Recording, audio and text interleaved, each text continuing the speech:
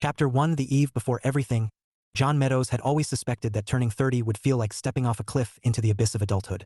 He just didn't expect the cliff to be decorated with twinkling lights, inflatable reindeer, and a giant banner that read, "Happy Birthday, Old Man," in glittery red letters. He stared at the banner now, dangling crookedly across his parents' living room, and wondered if it was too late to fake his own death. Probably. His mother was already bustling around with a tray of gingerbread cookies, humming Christmas carols like a woman possessed. "John, sweetheart, smile. You look like someone told you Santa isn't real," she chirped, setting the tray down with a flourish. "Santa isn't real," John muttered, sinking deeper into the couch cushions. "And neither is my will to live." "Don't be dramatic," his mother scolded, fluffing a throw pillow like it had personally offended her. 30 is the new 20. You're practically a baby. "A baby with back pain," John said. "And a mortgage." From the kitchen, his father's voice boomed like a man who had never once questioned his life choices. "You think 30's bad? Wait until you hit 50. That's when your knees start filing for divorce." "Thanks, Dad," John called back. Really comforting. Before his existential crisis could spiral further, the front door swung open and in breezed Claire Donovan, his best friend since college, his partner in sarcasm, and the only person who could make him laugh when he wanted to crawl into a hole and live there forever. She was wearing a green sweater with a sequined Christmas tree that blinked like a disco ball. "Happy birthday, Grandpa," she announced, tossing her coat onto a chair and plopping down beside him. "Grandpa? Really?" John gave her a look. "I'm 30, not 90. "Same thing," Claire said, grinning. "You're officially in the responsible adult bracket. Next stop, buying socks for Christmas and complaining about gas prices." "I already complain about gas prices," John said. "See? It's happening." She leaned in conspiratorially. "How does it feel to be ancient?" "Like my soul is slowly calcifying," John said. "Also, my mom bought me a sweater with a snowman on it." "A snowman, Claire?" Claire snorted. "You're lucky. My mom gave me a subscription to a dating app for Christmas last year. Said it was time to stop being picky." John smirked. "And yet, here you are. Still single." Old words from a man whose last serious relationship ended because he forgot his girlfriend's cat's birthday. "That was a misunderstanding," John protested. "I thought cats didn't care about birthdays." "They don't," Claire said. "But apparently cat owners do." Before John could retort, his mother swooped in like a festive hawk. "Pictures. Everyone in front of the tree." John groaned.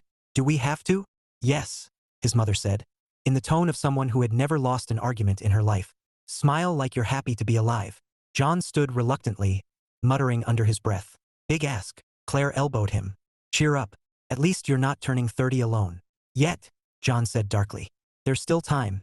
The evening passed in a blur of carols, awkward small talk with relatives who thought cryptocurrency was a type of Christmas ornament, and enough sugar to put a reindeer into cardiac arrest. By the time John collapsed into bed that night, he was exhausted, mildly tipsy, and still vaguely horrified by the snowman sweater.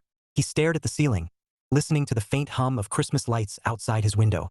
Tomorrow was Christmas Eve, his 30th birthday, the day he officially crossed the threshold into adulthood. "Here's to surviving," he muttered, closing his eyes. When John woke up the next morning, everything felt normal. First, the alarm buzzed. He groaned, rolled over, checked his phone. December 24th. His birthday. Great. He dragged himself out of bed, stumbled to the kitchen, and froze. The banner was back. "Happy birthday, old man," glittered at him from across the room. John blinked. What, hadn't they taken that down last night? He distinctly remembered his mother folding it up while lecturing him about gratitude. He shook his head. Maybe he dreamed that part. Whatever. He had bigger problems, like surviving another round of family cheer. He didn't know it yet, but this was the first loop. The first of many. And by the end of the day, John Meadows would start questioning everything. His sanity, his life choices, and why the universe had decided to turn his 30th birthday into a cosmic joke. Chapter 2, Birthday Deja Vu. John Meadows woke up to the sound of his alarm buzzing like an angry bee. He slapped it silent, groaned, and rolled over, mentally preparing for the avalanche of birthday cheer that awaited him. He checked his phone. December 24th. His 30th birthday. Again. He blinked. Again? No, not again. Just today. The day he'd been dreading. The day his mother would probably try to feed him something shaped like a Christmas tree and his father would make another joke about knee replacements. He dragged himself out of bed, shuffled to the kitchen, and froze. The banner was back. "Happy birthday, old man," glittered at him from across the room like a taunt from the universe. John frowned. Okay, no way. He distinctly remembered his mother taking that down last night. He'd watched her fold it up while lecturing him about gratitude and posture. He rubbed his eyes. Maybe he dreamed that part. Or maybe his mother had decided to redecorate at dawn. She was capable of that level of festive aggression. He shook his head and poured coffee, telling himself not to spiral. It was just a banner. A weird banner. Nothing to panic about. By noon, panic was unavoidable. Because everything was exactly the same as yesterday. His mother humming carols like a caffeinated elf. His father booming about knee divorces. Claire breezing in wearing the same blinking Christmas tree sweater, tossing her coat onto the same chair, and calling him, "Happy birthday, Grandpa," she announced, grinning like she'd invented sarcasm. John stared at her. "What did you just say?" "Grandpa," Claire repeated, plopping down beside him. "You're 30, practically fossilized." John blinked. "You said that yesterday." Claire raised an eyebrow. Yeah, because it's funny?" "No, I mean," he stopped. "Because how did you explain this without sounding like you'd lost your mind?" "Never mind." Claire tilted her head. "You okay? You look twitchy." "I'm fine," John lied, which was exactly what people say when they're not fine. Totally fine. The evening unfolded like a rerun. Same carols, same awkward small talk about cryptocurrency, same snowman sweater. By the time John collapsed into bed, he was convinced he'd imagined it all. Stress, birthday nerves, too much eggnog. He closed his eyes, muttering, "Tomorrow will be normal." It wasn't. The alarm buzzed. He groaned, rolled over, checked his phone. December 24th, his 30th birthday. Again. John sat up so fast he nearly concussed himself on the headboard. No, absolutely not. He stumbled to the kitchen. The banner was there. The coffee smelled the same. His mother hummed the same carol. His father made the same knee joke. And when Claire walked in wearing that blinking sweater, John nearly screamed. "Happy birthday, Grandpa," she chirped. John dropped his mug. It shattered on the floor like his grip on reality. By the time the day ended, again, John was spiraling hard. He tried everything to break the pattern. Skipped breakfast. Hid the banner. Wore mismatched socks like a rebel. Nothing mattered. Midnight came, and when he woke up, December 24th, his 30th birthday, again, John Meadows was officially losing his mind. Chapter 3, The Spiral begins. John Meadows woke up to the sound of his alarm buzzing like a mosquito with a vendetta.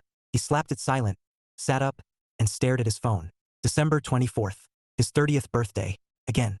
For the third time, he laughed, out loud. A slightly manic laugh that would have concerned anyone within earshot, if anyone had been there. "Okay," he said to the empty room. "Okay, cool. Totally fine. Just a casual time warp. Happens all the time. Probably." He dragged himself to the kitchen, where the banner mocked him from across the room. "Happy birthday, old man." It glittered like it knew things. John narrowed his eyes. "You think you're funny, don't you?" The banner did not respond, which was good because if it had, John would have thrown himself out the window. By the time Claire arrived, wearing the same blinking Christmas tree sweater, John had a plan. A terrible plan, but a plan nonetheless. "Happy birthday, Grandpa," she chirped, tossing her coat onto the chair. John grinned at her like a man who had just discovered fire. "Claire." "Hi. Quick question." She eyed him warily. "Why do you look like you're about to rob a bank?" "No reason," John said. "Hypothetically, if today were repeating itself like, say, a cosmic rerun, what would you do?" Claire blinked. "I'd probably stop drinking eggnog." "I'm serious," John said. "If you woke up and it was the same day again, and again and again." "John," Claire said slowly, "are you having a midlife crisis? Because if you are, I can get you a motorcycle brochure." "I'm not having a crisis," John said. "I'm conducting an experiment." Claire sighed. "This is going to be weird, isn't it?" "Oh, extremely," John said, and bolted out the door. Experiment 1. Run down the street in pajamas and scream, "I am the Christmas King," at passing cars. Result: 2 honks, 1 confused wave, and a woman who threw a candy cane at his head. Experiment 2. Eat dessert before dinner. Specifically, an entire gingerbread house. Result: mild nausea. His mother's horrified gasp. His father muttering, "That's my boy." Experiment 3. Tell Claire he's in love with her, just to see what happens. Result: "Are you drunk?"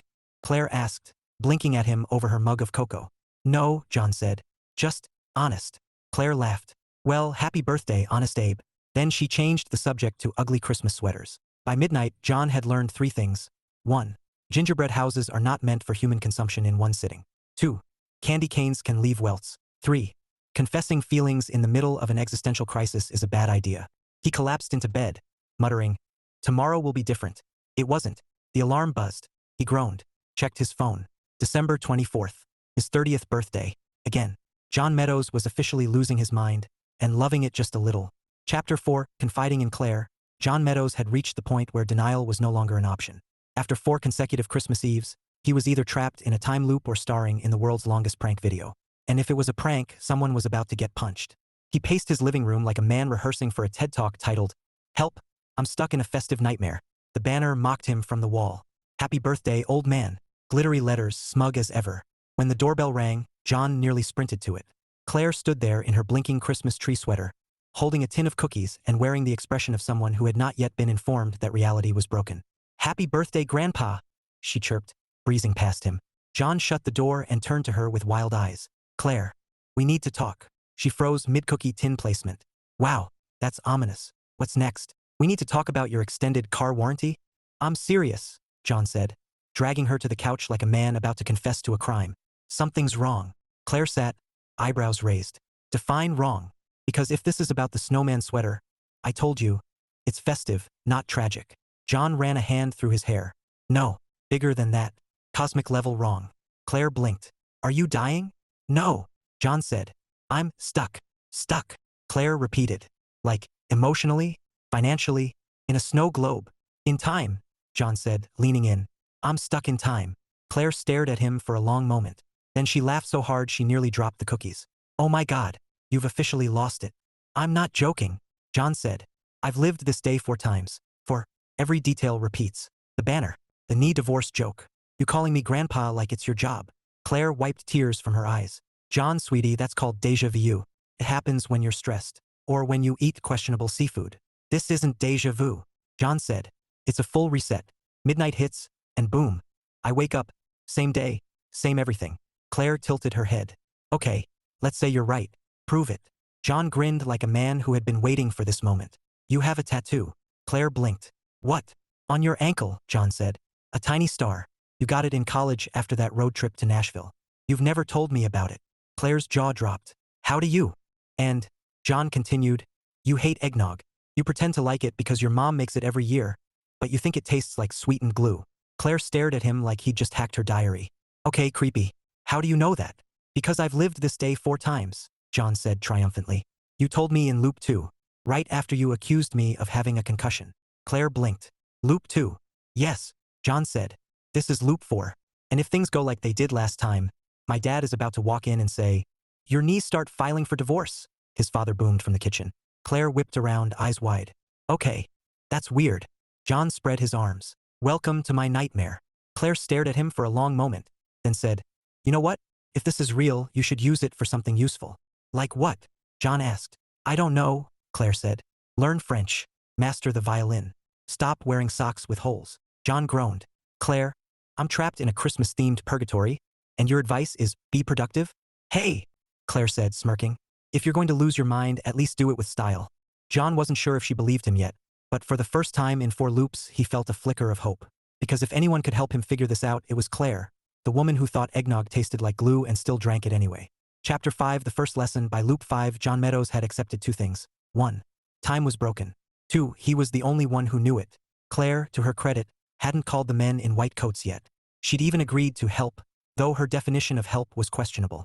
You need a plan, she said, perched on his couch like a general strategizing for war. If you're stuck in this day, make it count. John groaned. Make it count? Claire, I've eaten a gingerbread house, screamed at traffic, and confessed my undying love to you. Which we're still not talking about, Claire said, sipping cocoa. And nothing changes, John finished. I'm trapped in a festive hamster wheel. Claire shrugged. Then stop running in circles. Do something meaningful. John stared at her. Meaningful? Like what? Volunteer at a soup kitchen? Adopt a puppy? Start smaller, Claire said. Maybe, apologize to your sister. John blinked. Apologize? For what? Claire gave him a look. Oh, come on. You two have been sniping at each other since college. Last Christmas, she called you emotionally constipated. She started it, John muttered. John, Claire said, leaning in. If you're stuck in this loop, maybe it's because you need to fix something. Learn something. John frowned. You think this is cosmic therapy? Claire grinned. Exactly. The universe is your life coach, and it's billing by the day. So John tried, sort of. He found his sister, Emily, in the kitchen, icing cookies like she was preparing for battle. He cleared his throat. Hey, she glanced up. What do you want? Just to say I'm sorry, John said, forcing the words out like they were bricks. Emily froze. Sorry? For what? For being a jerk, John said. And for that time I borrowed your car and blamed the dent on a shopping cart. Emily blinked. That was 5 years ago. Yeah, John said. Still sorry. Emily stared at him like he'd grown antlers. Then slowly she smiled. Wow, okay. Thanks. John felt something shift, tiny, but real, like a knot loosening in his chest. Later, he told Claire about it. She grinned. See? Progress. John sighed. Great. I'm fixing my soul one awkward apology at a time. Claire smirked. Better than eating another gingerbread house. John chuckled, but the laugh felt different this time. Lighter. Maybe Claire was right. Maybe this loop wasn't punishment. Maybe it was an opportunity. That night, as he lay in bed, John whispered to the ceiling, "Okay, universe. Lesson learned. Can we stop now?" The alarm buzzed. He groaned, checked his phone. December 24th, his 30th birthday. Again, John Meadows was still stuck, but for the first time he didn't feel completely hopeless. Chapter 6 of The Family Circus. By Loop 6, John Meadows had developed a theory. If the universe was forcing him to repeat Christmas Eve, it was because his family was a sitcom in desperate need of a season finale. He walked into the kitchen, where Emily was once again icing cookies like she was preparing for a bake-off death match. His mother was humming carols at a pitch that could shatter glass, and his father was reading the newspaper like it was still 1998. John took a deep breath. Okay, team. Family meeting. Emily didn't look up. Is this about the snowman sweater? Because Mom already threatened to disown you if you don't wear it. It's not about the sweater, John said. It's about us. His father lowered the paper. Are you dying? Why does everyone keep asking that? John muttered. No, I'm not dying. I'm evolving. Emily snorted. Into what? A Christmas elf. John ignored her. Look, we've been tense. Snippy. Passive-aggressive. Passive-aggressive.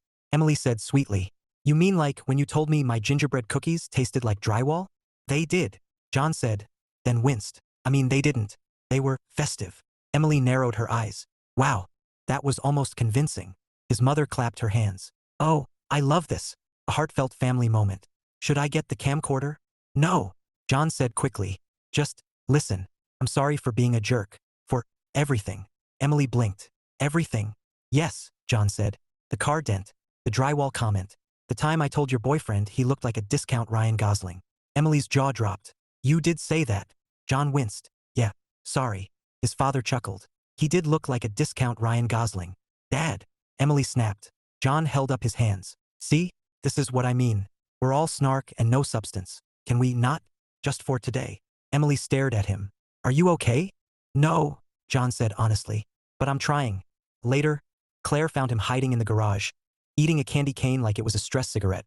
How'd the family summit go? She asked, leaning against the workbench. John groaned. About as well as a snowman in a sauna. Claire grinned. Progress. Maybe, John said.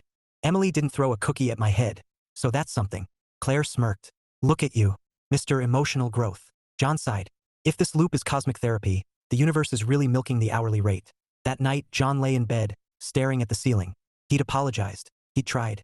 And for a moment, things had felt better. Warmer. Like maybe this was what Christmas was supposed to be. Okay, universe, he whispered. Seriously. Lesson learned. Let me out. The alarm buzzed. He groaned. Checked his phone. December 24th. His 30th birthday. Again. John Meadows was still stuck. But now he had a family that thought he joined a cult. Chapter 7 The Spark Under the Tinsel. By Loop 7, John Meadows had stopped panicking every time he woke up to the same alarm buzz. Now he just groaned, checked his phone, and muttered, Merry Groundhog Christmas, before dragging himself out of bed. But something was different today. Not with the loop. Oh no, that was still stubbornly stuck. But with Claire. He noticed it when she walked in wearing that blinking Christmas tree sweater for the 7th time. Normally, he'd mock it. Today, he just stared. Happy birthday, Grandpa, she chirped, tossing her coat onto the chair like always.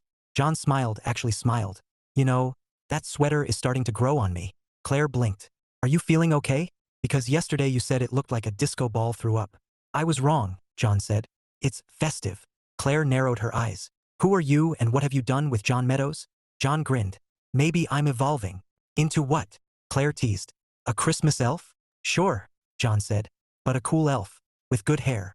Claire laughed, and the sound hit him like a snowball to the chest. Unexpected and oddly warm. Later, they ended up in the kitchen decorating cookies. John had never cared about cookie aesthetics before, but now he found himself trying to impress her with a gingerbread man wearing sunglasses. Claire snorted. Is that supposed to be stylish? It's called swagger, John said. You wouldn't understand. Oh, I understand, Claire said, smirking. I just think your gingerbread man looks like he's going through a midlife crisis. John laughed, and for a moment the loop didn't matter. It was just him and Claire, elbow deep in frosting, trading jokes like they always had, but something had shifted. Something soft. Something he couldn't ignore. That night, as they sat by the tree sipping cocoa, John glanced at her and said, "You know, if I had to be stuck in a time loop forever, I'm glad it's with you." Claire blinked, then smiled. Slow, warm, and a little surprised. "That's weirdly sweet." "Don't get used to it," John said quickly. "Tomorrow I'll probably go back to mocking your sweater." Claire grinned. "Promise." John chuckled, but inside he wasn't sure he could. Because every loop was making him notice things he'd never noticed before. The way her laugh lingered, the way her eyes crinkled when she teased him, the way being with her made the endless repetition feel almost bearable. When he crawled into bed that night, John whispered to the ceiling, "Okay, universe. If this is about love, message received." The alarm buzzed. He groaned, checked his phone. December 24th, his 30th birthday. Again. John Meadows was still stuck, but now he was starting to wonder if maybe, just maybe, that wasn't the worst thing in the world. Chapter 8, The Loop of Good Intentions. By Loop 8, John Meadows had decided to embrace his inner Christmas angel. If the universe wanted him to learn something, maybe it was about generosity, kindness, selflessness, or maybe he was just bored out of his mind. Either way, he had a plan. Operation Holiday Hero. It started small. He shoveled his neighbor's driveway before sunrise. Felt good.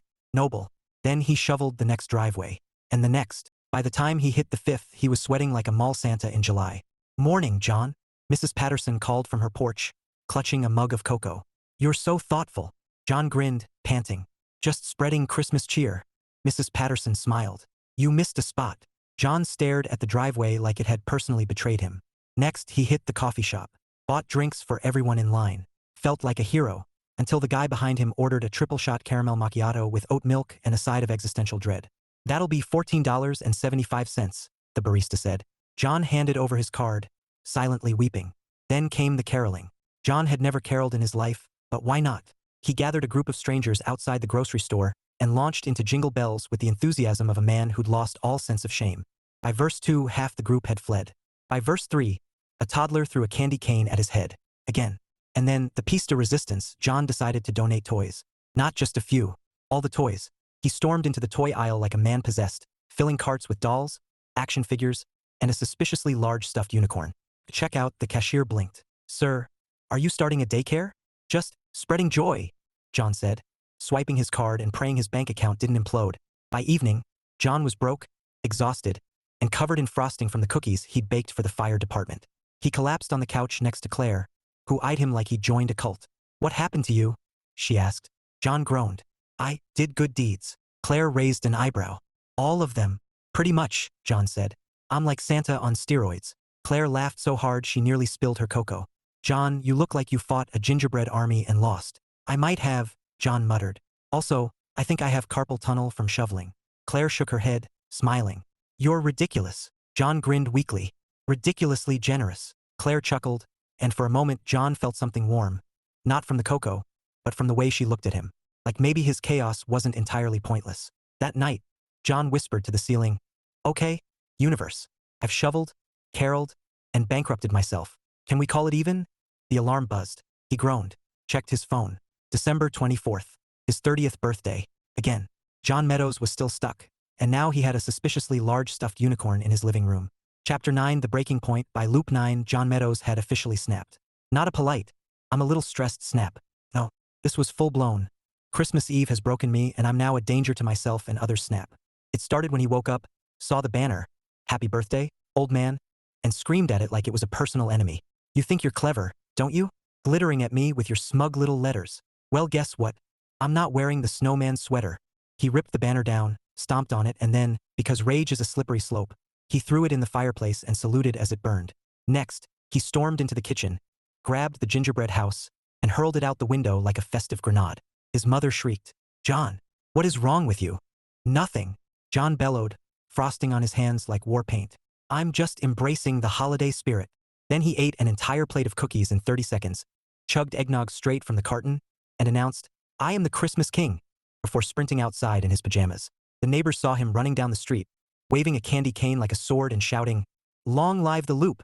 He tried to carol at a passing UPS truck, but forgot the words and ended up screaming, "Jingle something," at the driver. By the time he returned home, he was sweating, panting, and clutching a yard ornament he'd stolen from someone's lawn, a plastic reindeer named Gary. Claire found him in the living room, sitting cross-legged on the floor, talking to Gary like they were old friends. "John," she said slowly, "why is there a reindeer in your lap?" John looked up, wild-eyed. "Gary understands me." Claire blinked. Gary is hollow plastic. So am I, John wailed. I'm hollow inside, Claire. I've looped this day 9 times. 9. Claire set down her cocoa and crouched in front of him. Okay, deep breaths. I can't breathe, John said. I've shoveled driveways, bought coffee for strangers, donated toys, apologized to Emily, confessed my feelings to you. Claire froze. Wait, what? Not the point, John shouted. The point is, nothing works. I'm stuck. I'm doomed. I'm going to die in a snow globe of eternal Christmas. Claire bit her lip, trying not to laugh. John, you're having a meltdown. I'm having a renaissance, John declared, standing dramatically and knocking Gary over.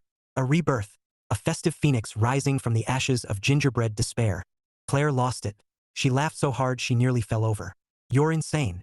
John grinned, wild, unhinged, but maybe a little hopeful. Insane, but charming? Claire shook her head, still laughing. Sure, Christmas King. Whatever you say. That night, John lay in bed, staring at the ceiling, whispering, Okay, universe, I've hit rock bottom. Can we stop now? The alarm buzzed. He groaned, checked his phone. December 24th, his 30th birthday. Again, John Meadows was still stuck, and Gary the reindeer was still in the living room. Chapter 10 The Big, Weird Confession. By Loop 10, John Meadows had decided 2 things. 1. He was done pretending he wasn't in love with Claire. 2. He was going to tell her. Awkwardly, probably badly, but tell her. He rehearsed in the mirror. Claire, I think you're amazing. Too formal. Claire, you make me feel like Christmas morning. Too cheesy. Claire, if I have to loop this day forever, I want it to be with you. 2. Existential crisis. Finally, he gave up and muttered, Just wing it, Meadows? Claire arrived, blinking sweater and all, carrying a tin of cookies like she hadn't already given him the same tin 9 times. Happy birthday, Grandpa, she chirped. John swallowed hard. Claire, we need to talk. She froze mid-cookie placement. Oh no, is this another cosmic therapy speech? No, John said. This is different. Claire eyed him. Different how? John took a deep breath. I like you. Claire blinked. You like me? Yes, John said quickly. Like you. Romantically. Not just in a you're my best friend and you tolerate my sarcasm way. Claire stared. Are you drunk? No, John said. I'm terrified, and also maybe sweating. Claire tilted her head. John, you've had 9 cups of cocoa today. Are you sure this isn't a sugar high? I'm sure, John said. Claire, I've looped this day 10 times. 10. And every time, the only part that doesn't make me want to throw myself into a snowbank is you. Claire blinked. Wow, that's weirdly sweet. And also weirdly creepy, John said. But mostly sweet, I think. Claire laughed, shaking her head. You're insane. Probably, John said. But if I'm stuck in this loop forever, I want it to be with you. Even if you keep calling me Grandpa. Claire grinned. That's a big commitment, Christmas King. John groaned. Please don't call me that. Too late, Claire said, smirking. It's your official title now. John chuckled, relief flooding him like eggnog, minus the glue taste. So, what do you think? Claire smiled, slow, warm, and just a little mischievous. I think you're ridiculous. But maybe my kind of ridiculous. John grinned like a man who just won the lottery. Best birthday present ever. That night, as he lay in bed, John whispered to the ceiling, Okay, universe, I've confessed. I've evolved. Let me out. The alarm buzzed. He groaned, checked his phone. December 24th, his 30th birthday. Again, John Meadows was still stuck. But now he had hope. And maybe, just maybe, a chance at something more. Chapter 11 The Final Loop. John Meadows woke up to the alarm buzzing like a tiny, judgmental referee. He slapped it silent, sat up, and stared at his phone. December 24th, his 30th birthday. Again. But this time he didn't groan. He didn't panic. He didn't scream at the banner or throw gingerbread houses out the window. He smiled. Okay, he whispered. Let's make this count. He put on the snowman sweater, yes, the one he'd sworn to burn, and wore it like a badge of honor. He helped his mom in the kitchen, humming carols with her until she teared up and hugged him like he was 5 again. He laughed at his dad's knee divorce joke like it was the funniest thing he'd ever heard. He apologized to Emily, again, and this time he didn't rush it. He told her he loved her, and she hugged him so hard he thought his ribs might crack. And then, Claire. She walked in, blinking sweater and all, carrying that same tin of cookies. Happy birthday, Grandpa, she chirped. John grinned. You know what? Best birthday ever. Claire blinked. Wow, that's new. New day, John said. New me, she laughed. What did you do? Meditate? Join a cult? Something like that, John said, taking her hand before he could lose his nerve. Come on. He led her outside into the crisp winter air, where the neighborhood glittered like a snow globe. Lights twinkled. Snowflakes drifted lazily from the sky. It was cinematic perfection, and John was ready to make his move. "Claire," he said, turning to her. "I've looped this day more times than I can count. I've shoveled driveways, bought coffee for strangers, donated toys, eaten enough gingerbread to kill a man, and none of it mattered." "Not really." Claire stared, wide-eyed. "John." "What mattered," he said, voice steady now, "was you. Every loop, every laugh, every sarcastic comment about my socks. You were the only thing that made this insanity bearable." Claire blinked, then smiled. Slow, warm, and a little breathless. "You're really saying this?" "I am," John said. "And if tomorrow never comes, if I'm stuck in this day forever, I want it to be with you." For a moment the world felt still. Snowflakes hung in the air like glitter. Lights shimmered. And then Claire laughed. A soft, incredulous laugh that melted something deep inside him. "You're ridiculous," she said. "But maybe my kind of ridiculous." John grinned, heart pounding like sleigh bells. "So, can I kiss you now?" Claire smirked. "You'd better." The kiss was everything. Warm, sweet, and just a little awkward because John's snowman sweater had a rogue pom-pom that kept poking her chin. But it didn't matter. Because for the first time in 10 loops, John felt like he was exactly where he was supposed to be. That night, as he lay in bed, he whispered to the ceiling, "Okay, universe, I'm ready." The alarm buzzed. He groaned, checked his phone. December 25th, Christmas Day. John Meadows laughed, loud, joyful, and maybe a little teary. He was free, and he had a date with Claire. Chapter 12, Christmas morning. John Meadows woke up to silence. No alarm buzzing like an angry bee. No banner mocking him from the wall. Just soft winter light spilling through the curtains and the faint sound of carols drifting from somewhere outside. He grabbed his phone, heart pounding. December 25th, Christmas Day. John laughed, loud, joyful, and maybe a little teary. "I'm free," he whispered, like a man released from festive prison. Downstairs, the house smelled like cinnamon and coffee. His mom was humming, his dad was reading the paper, and Emily was icing cookies without glaring at him. For once, everything felt normal, perfectly, wonderfully normal. And then the doorbell rang. John opened it to find Claire standing there, bundled in a red scarf, cheeks pink from the cold. No blinking sweater today, just a smile that made his chest feel like it was full of Christmas lights. "Merry Christmas," she said, holding out a small box wrapped in gold paper. John grinned. "You didn't have to." "Open it," Claire said, stepping inside. He tore the paper and found a tiny snow globe. Inside, a little snowman stood under a glittering tree. John laughed. "Is this symbolic?" Claire smirked. "Maybe. You survived your own snow globe." John shook his head, smiling. "Best gift ever." Claire raised an eyebrow. "Better than the stuffed unicorn." "Gary is family now," John said solemnly. "But yes, better." She laughed, and John couldn't help himself. He pulled her close and kissed her, soft and sweet, like the world wasn't spinning on repeat anymore. Later, they sat by the tree, sipping cocoa, watching snow fall outside. John felt lighter than he had in years. No loops, no panic. Just Christmas morning, the people he loved, and Claire, his best friend, his maybe something more, his reason to believe the universe had a sense of humor. "Hey," Claire said, nudging him. "So, what's next?" John grinned. "Next, we live, we laugh, we never drink eggnog again." Claire chuckled. "Deal." And as the snowflakes danced outside, John Meadows realized something. Sometimes, the best gift isn't a perfect day. It's the chance to live it, messy, magical, and full of love.